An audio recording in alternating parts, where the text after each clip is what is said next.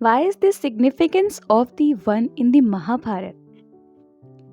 In the Mahabharata, this concept has a more sophisticated meaning. Hello and welcome to my channel.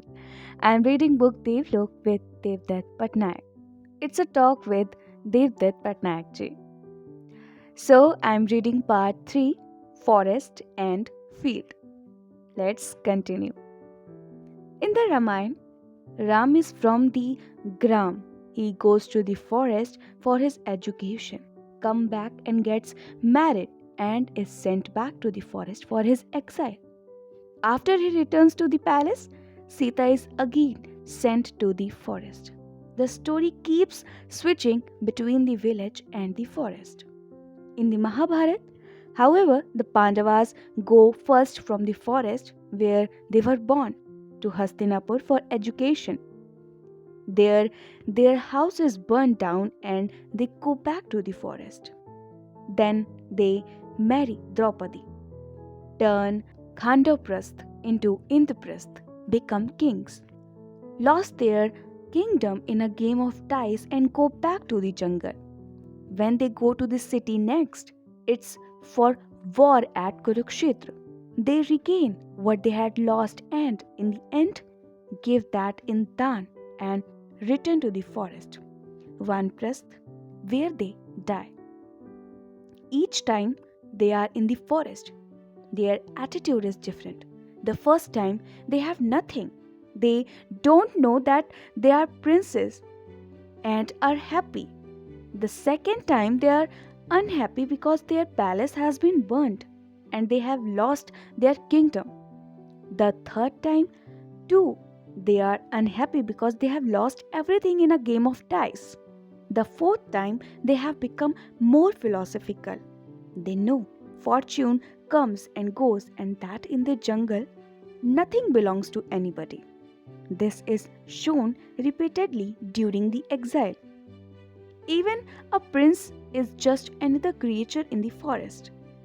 Shiv, in the form of Kirat, and Hanuman as a monkey repeatedly teach them this lesson that even if you burn down a forest and claim it as your kingdom, your land from where you get your power and ego, it is only Maya, not the truth. You are creating an Indrajal, a delusion, and getting trapped in it. Prakriti existed before your Samaj came into being and will continue even after it is gone.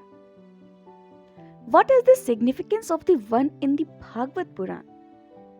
It tells the story of Krishna. He is born in Mathura and is then taken across the river to cowherds in Gokul. Cowherds have no home, no basti where they settle. They wander with their cattle. That's who Krishna becomes. Vrind means Tulsi.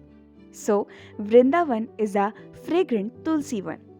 The jungle is a dangerous place since you could become someone's food anytime. It's an insecure place as you can be attacked by snakes, scorpions, ants, mosquitoes, etc. Who will not care that you are a prince? Krishna makes even such a dangerous place secure and happy. He doesn't destroy the forest and impose rules. He inhabits it and you feel it has become fragrant. Vrindavan, Madhuban. Ras Leela always happens in a one at night when women leave their husbands, children, fathers behind in the village, wear ornament and dance around Krishna.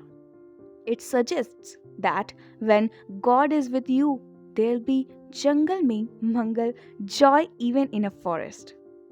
When the most frightening place where you have no rights or protection becomes a happy, liberating space for women, that's a sign of God's presence. How is Shiva related to the one? In the Buddhist tradition, Buddha left his palace and civilization and went to the forest and attained enlightenment. He established another world which is eternal. The transition was from civilized society to the jungle and from the jungle to the mind. One of the meanings of the word nirvan is away from the jungle. Shiva's story is the opposite. He lives on icy, rocky mountain tops, far even from jungles, and is brought into civilization by Devi. He becomes Shankar and marries. He comes to Kashi, has a family, but every time there is a disagreement with his wife, the famous quarrel of Uma and Mahesh. He retreats into the Deodar forest. This is the forest associated with him. How is Shakti related to the one? Prakriti is considered a form of Devi. When we refer to the jungle, Aranya, one, it is considered a roop of Kali. She is wild, uncontrollable, unclothed, and drinks blood, and is considered the Ugra or Vibhats roop of Devi. The same Devi, however, becomes Gauri when the reference is to Sanskriti or Kshetra, Sabhyata. She ties her hair, wears a sari, flowers, and ornaments. Kali's vehicle is an animal of the wild, a tiger, while Gauri has a domestic animal, a cow. The same Devi is both Kali and Gauri. Who is the god of the one? The one has many gods: Yaksh, Rakshas, Gandharv, Apsara. They are all unconnected with any one place. Yaksh keep control over treasures along rivers or in caves. The word Rakshas, according to the Upanishads, has originated from Rakshak or protector. Rakshas protect the forest. In stories, they are always at war with the rishis who want to domesticate the forest by creating a space for their yagna. While Rakshas reject this parampara, Apsaras are of the water and stay near the rivers. Gandhar means of fragrance, of plants and flowers. They are all creatures of the forest. They don't follow any rules. So Apsaras never marry. If you try to force them, they run away. The Rigved tells the story of King Pururva and the Apsara Urvashi, in which he complains to her that she left him when he had wanted to live with her and asked her to make him a Gandharv. This romantic story symbolizes the tension between Prakriti and Sanskriti. So, this is it for today. I'll be back.